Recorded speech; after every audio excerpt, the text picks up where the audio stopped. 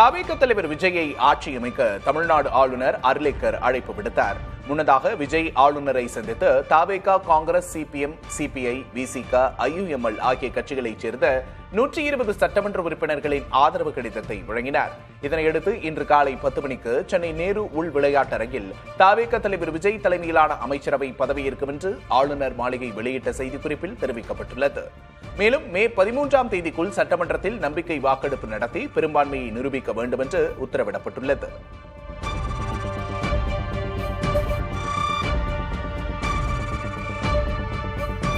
தவிக தலைவர் விஜயை ஆட்சியமைக்க ஆளுநர் அழைப்பு விடுத்துள்ள நிலையில் உத்தேச அமைச்சரவை பட்டியல் ஒன்று பரவி வருகிறது.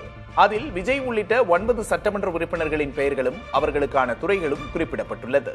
முதல்வராக பொறுப்பேற்க உள்ள விஜயின் வசம் பொது நிர்வாகம், காவல் மற்றும் உள்துறை இருக்கும் என்று கூறப்படுகிறது. என் ஆனந்துக்கு நகராட்சி நிர்வாகத்துறையும், செங்கோட்டையனுக்கு பொதுப்பணித்துறையும், நிர்மல்குமாருக்கு மின்சாரத்துறையும் வழங்கப்படலாம் என்று உத்தேச பட்டியலில் குறிப்பிடப்பட்டுள்ளது. வெங்கட்ரமணனுக்கு பள்ளிக்கல்வித்துறையும், அருண்ராஜுக்கு வணிக வரித்துறையும், ஆதவர்ஜுனாவுக்கு விளையாட்டு மேம்பாடு மற்றும் மதுவிலக்கு ஆயத்தீர்வு துறையும் வழங்கப்படும் என்று கூறப்படுகிறது.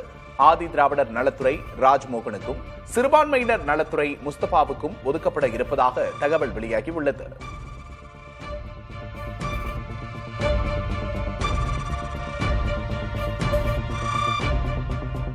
முதல்வராக தவிக தலைவர் விஜய் மற்றும் அமைச்சர்கள் பதவியேற்கும் விழா இன்று சென்னை நேரு உள் விளையாட்டு அரங்கத்தில் நடைபெறுகிறது. ஆளுநர் தலைமையில் நடைபெறும் இந்த விழா காலை 10 மணியளவில் தொடங்குகிறது. விழாவை பொதுமக்கள் நேரலையில் காண மாநகராட்சி 20 இடங்களில் LED திரைகளை அமைத்துள்ளது.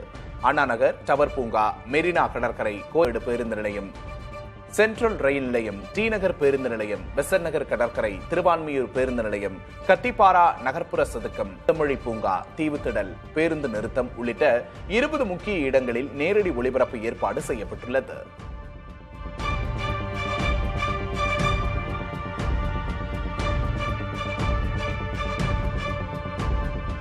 தமிழகத்தின் புதிய முதல்வராக தவிக தலைவர் விஜய் இன்று பதவியேற்க உள்ள நிலையில் அவரது முதல் அறிவிப்பு என்ன இருக்கும் என்ற எதிர்பார்ப்பு எழுந்திருக்கிறது.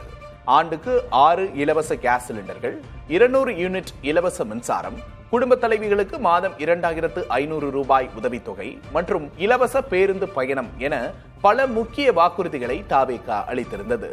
இந்த முக்கிய திட்டங்களில் முதல்வர் விஜய் எதில் கையெழுத்திட போகிறார் என்பது மக்களிடையே எதிர்பார்ப்பை ஏற்படுத்தியுள்ளது.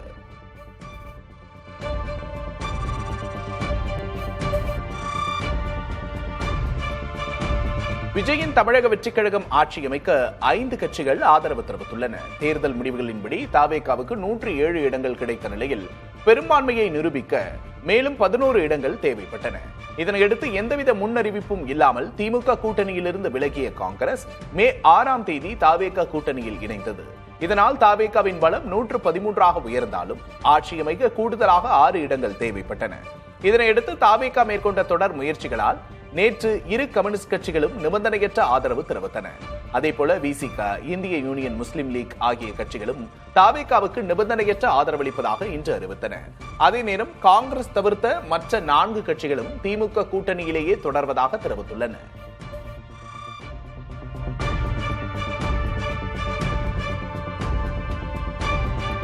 தவிக ஆட்சி அமைக்க விசிக நிபந்தனையற்ற ஆதரவளித்து கடிதம் வழங்கியது.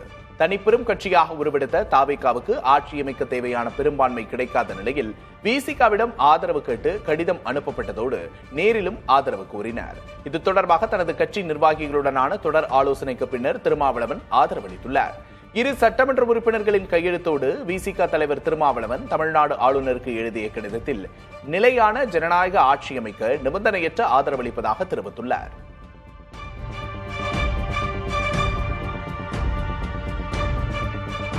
தவிக ஆட்சி அமைக்க இந்திய யூனியன் முஸ்லிம் லீக் கட்சி நிபந்தனையற்ற ஆதரவு தெரிவித்து கடிதம் வழங்கியது.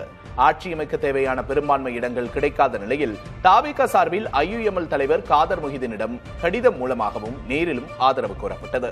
அக்கட்சியின் மாநில உயர்மட்ட குழு ஆலோசனைக்கு பிறகு வாணியம்பாடி தொகுதி சட்டமன்ற உறுப்பினர் சையது ஃபரூக் பாஷாவும், பாபநாசம் தொகுதி சட்டமன்ற உறுப்பினர் AM ஷாஜகானும் தவிக ஆட்சி அமைக்க நிபந்தனையற்ற ஆதரவளித்து ஆளுநருக்கு கடிதம் எழுதியுள்ளனர். தமிழ்நாட்டில் நிலையான மதச்சார்பற்ற ஜனநாயக ஆட்சி அமைக்க ஆதரவளித்துள்ளதாகவும் கடிதத்தில் தெரிவிக்கப்பட்டுள்ளது. அதனைத் தொடர்ந்து புதிய தலைமுறைக்கு காதர் முஹிதீன் அளித்த பேட்டியில் திமுகவுடனான கூட்டணி தொடரும் என்று கூறினார். தமிழகத்தின் பாரம்பரியத்தை பேணி காப்பதற்கு இந்திய யூனியன் முஸ்லீம் லீக் இந்த முடிவை அறிவித்திருக்கிறது. தமிழக அரசியலில் நீண்ட காலமாக திமுக தலைமையிலான கூட்டணியில் என்றும் போல் இந்திய யூனியன் முஸ்லீம் லீக் தொடரும். தமிழகத்தில் ஜனநாயக முறையான ஆட்சி உருவாவதற்கு இந்திய யூனியன் முஸ்லீம் லீக் மாநில உயர்மட்ட குழு இந்த தீர்மானத்தை நிறைவேற்றியிருக்கிறது.